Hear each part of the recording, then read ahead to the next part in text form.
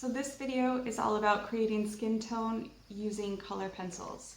And rather than using any brown or peach color, we are just going to use red, yellow, and blue, or the primary colors. Now, I know that in my classes, those of you who are working on self-portraits, many of you are embarrassed by your photos or uncomfortable having your photos out. So I thought it would only be fair if I work from one of my school photos. So this is the photo that I will be working from.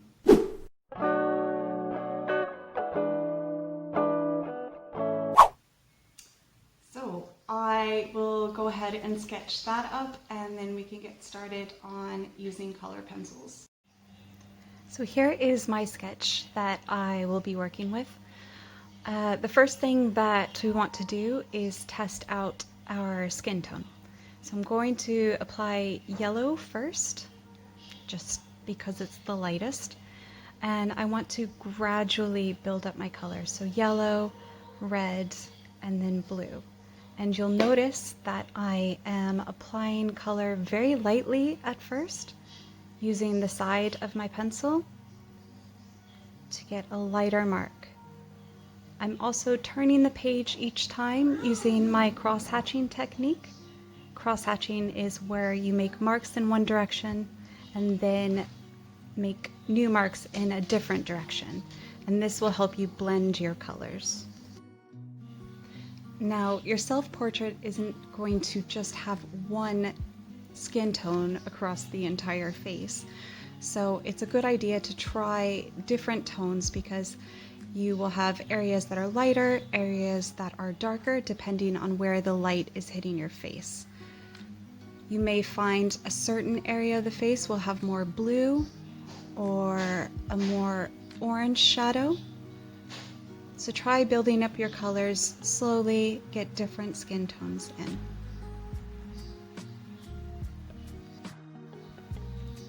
One thing you want to avoid is going too dark too quickly.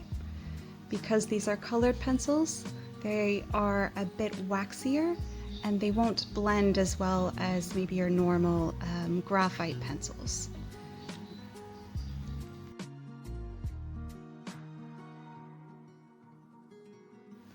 So here's what happens if you go too dark too quickly. So you can see I'm applying more pressure. I'm using the tip of my pencil rather than the side of the pencil.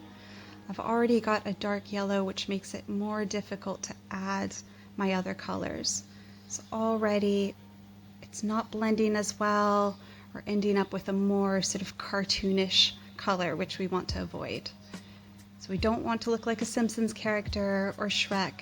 So remember to blend and to layer up your colors very slowly.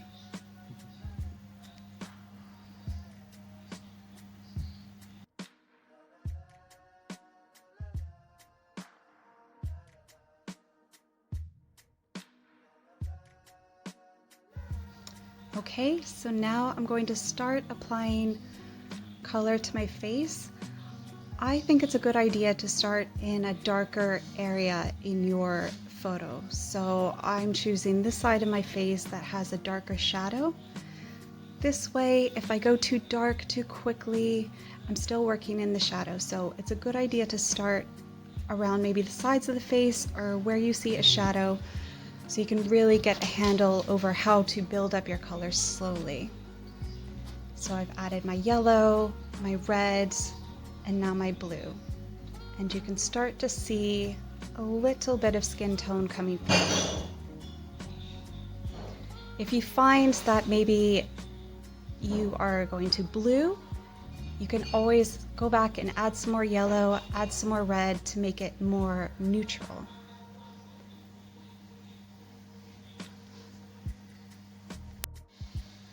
And remember, to make a brown, you want to mix colors that are opposite each other on the color wheel.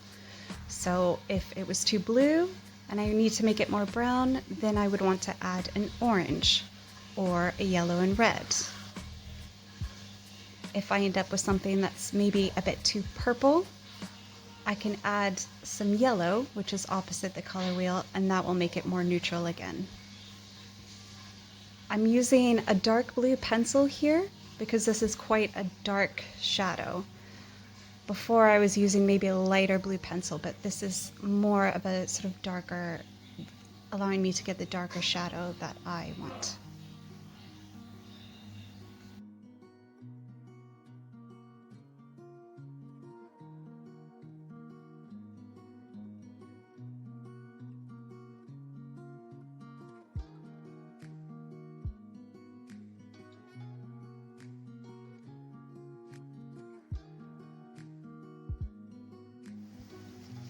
Now I'm going to start to look for other shadows, other darker areas within my portrait.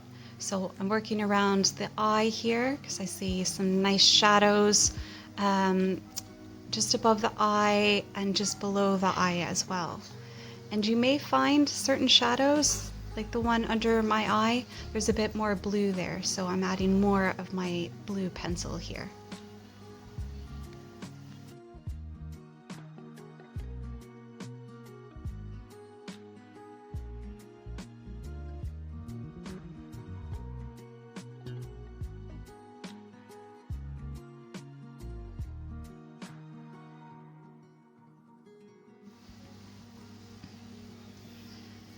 Now, looking at my eye, although my eyes are blue, in this photo there are actually lots of different colors that I can see here. So I'm still going to mix my three colors together. I might use a bit more blue and a bit more yellow, but I still want to mix these colors together to achieve a more natural look, because although my eyes are blue, they aren't going to be the same blue as a color pencil that I just pull out of the box. So the same goes for eyebrows and hair and lips. We want to keep mixing these colors together and just adjust the ratio or the amount of one particular color. So working on my lips, I'm using yellow. I will use mostly red, but there's a bit of purple that I can see as well. So I'll have some blue and red to make up the shadows of my lips.